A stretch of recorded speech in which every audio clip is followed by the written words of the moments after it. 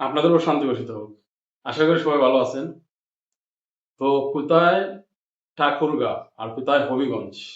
মানুষের ভালোবাসা আসলে যদি আমি বলি এটা মুখে প্রকাশ করার মতো না।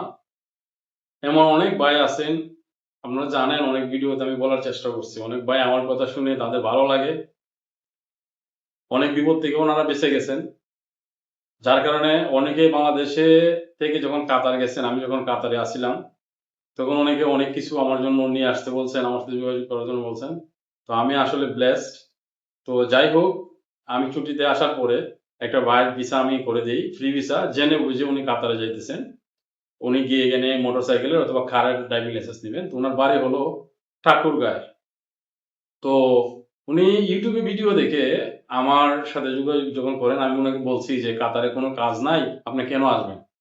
ফ্রি ভিসা আসে তো বিপদে পড়বেন। তো উনি বলছে যে আমার আঙ্কেল আছে এখানে, আঙ্কেলের মাধ্যমে আমি ভিসা জমা দিছিলাম, যদিও পরে ভিসাটা হয় নাই। তো আপনি আমার ভিসাটা যদি করে দেন, জাস্ট ভিসাটা করে দিবেন আর কিছু না, এক বছর আইডি দিয়ে দিবেন। আর বাকিটা আমি বুঝবো, কোনো কাজ দিতে হবে না, আপনি আমাকে এয়ারপোর্ট থেকে রিসিভও করতে হবে না। এরকম ওনার সাথে আমার কথা হয়। তো ২-৩ বার ওনার পাসপোর্টটা যখন আমি এপ্লাই করি, ওনার পাসপোর্টটা রিজেক্ট আসে। তারপরে উনি ১ মাস সময় দিছে আমাকে, যদিও আমি ১০-১২ দিন সময় নেই। ১ মাস সময় দেওয়ার পরেও উনার পাসপোর্টটা রিজেক্ট আসে। তারপর আমি দেশে আসলাম ছুটিতে। পরবর্তীতে উনি আবার ৩ মাস পর আমার সাথে যোগাযোগ করলেন। তো আমি দেখলাম যে উনার পাসপোর্টটা ব্লক হয়ে গেছে। তো পরবর্তীতে আমি উনাকে বললাম যে, "আপনার পাসপোর্টটা এটা ফালাই দেন, নতুন একটা পাসপোর্ট বানান। নতুন পাসপোর্ট বানানোর পরে ইনশাআল্লাহ আপনার ভিসা হবে।" তো যেমন কথা তেমন কাজ। পাসপোর্ট উনি বানিয়ে যখন আমাকে দিলেন নতুন পাসপোর্ট, আলহামদুলিল্লাহ ভিসা অনলাইন হইছে। হওয়ার পরে যেদিন উনি ভিসা মেডিকেল অ্যাপয়েন্টমেন্ট দিছি, উনি মানে ঢাকাতে আইসা মেডিকেল করছেন। ঠাকুরগাঁও যেতেই মানে রাত্রে ১০টার ভিতরে উনার মেডিকেল ফিট হয়ে গেছে আলহামদুলিল্লাহ। এক চান্সে হয়ে গেছে। তো যথারীতি উনি টাকা-পয়সা আমাকে দিলেন। টোটালি টাকা কিন্তু অনলাইনে লেনদেন করা হইছে আমার অ্যাকাউন্টে। তো উনার বাবা-মাকে উনাকে বলছে যে, "এতগুলা টাকা একটা মানুষকে চিনোস না, জানোস না দিয়ে দিছো।" তো উনি আসলে মূলত যদি বলি যে অন্ধভক্ত আমার। অন্ধভক্ত হয়ে টাকাগুলা দিয়ে দিছেন। তো উনার ভিসা হইছে, এখন ম্যান পাওয়ার এর অপেক্ষায় আছে। যাই হোক, এটা মূল বিষয় না। উনি যে বিশেষ করে লক্ষ-লক্ষ টাকা দিছেন, এটা হলো একটা বিষয়। বিশেষ করে উনি হঠাৎ করে আজকে আমি যথারীতি যখন জুমাবার নামাজ থেকে আসলাম, নামাজ থেকে আসার পরে যে ঘটনাটা ঘটলো আমি আপনাদেরকে একটু বলি। যে উনি আমাকে মেসেজ দিছেন হঠাৎ করে WhatsApp এ। আমি যদি আপনাদেরকে মেসেজটা আগে শুনাই, তারপর আপনারা বুঝতে পারবেন। উনি আমাকে মেসেজ দিছেন যে, "ভাই, শুনুন আপনার মেসেজটা।" হ্যাঁ, আসল ভাই কেমন আছেন? ওই যে আপনার রবির নাকি কোন থেকে আম পাঠাবো, কিছু আম পাঠাই দিয়ে আমাদের এলাকার আম খাই। এবার তেমন আম আসেনি আর কি। ঠিকানা না দেন, সুন্দরবনে কিছু আম পাঠাই দিই। আরে ভাই, না, না, আমি এমনিতেই সেদিন মজা করে বলছি। আমি আম আনাইছি সেদিন চাঁপাইনবাবগঞ্জ থেকে, বুঝছেন? না ঠিক আছে ভাই, আমি আপনাকে উপহার গিফট দিলাম আর কি, গিফট হিসেবে দিব। আপনি শুধু আমার লোকেশনটা বলেন, কি হবিগঞ্জ সদরে পাঠাই দিব? ওটা বলেন, মানে হবিগঞ্জ সদরে পাঠাই দিব কি? চাঁপাইনবাবগঞ্জে আম তো খাইলেন না, আমার ঠাকুরের আমও খান, আমাদের এলাকার আমও ভালো। আচ্ছা ঠিক আছে, হবিগঞ্জ সদরে পাঠাই দেন। এই সুন্দরবন আছে, তারপরে এসে পরিবহন আছে, তারপরে একটা কি জানি সদাগর নাকি, কমাই দিয়ে না, আমি আম আনাইছি সেদিন, ওকে? আচ্ছা ঠিক আছে ভাই, হবিগঞ্জ সদরেই পাঠিয়ে দিচ্ছি। মানে সুন্দরবনে দিব, আমাদের সুন্দরবন আছে তো, সুন্দরবনটা ভালো আর কি, সুন্দরবনে দিয়ে দিলাম, দিয়ে দিব আর কি। যাই হোক, ওই যে উনি আমাকে আম পাঠাই দিছেন। পরবর্তীতে আমি যখন দেখলাম, হঠাৎ করে দেখলাম মেসেজে কুরিয়ারে উনি বুকিং দিয়ে দিছে যে ৩টা ১৯-এ কুরিয়ারে বুকিং দিছে।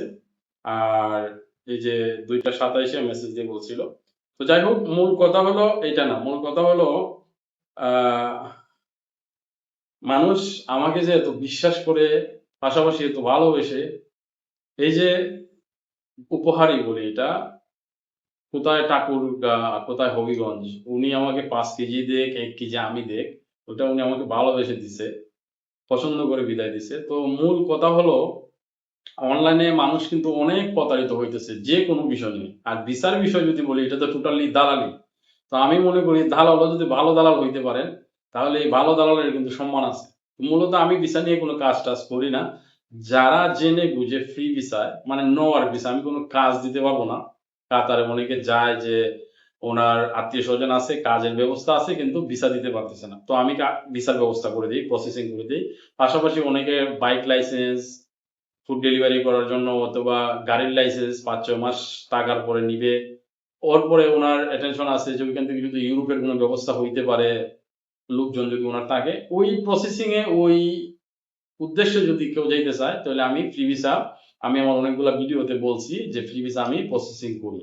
তো উনিও সেম, ওনাকে আমি টোটালি বলছি যে কোনো কাজ দিতে পারবো না, এয়ারপোর্ট থেকে রিসিভ করার কোনো কথা না। তো যাই হোক, কথা হলো আপনি যদি হয় বিখ্যাত হবেন আর না হয় কুখ্যাত হবেন। একটা কথা আছে। তো যদি বিখ্যাত হন ভালো হবেন।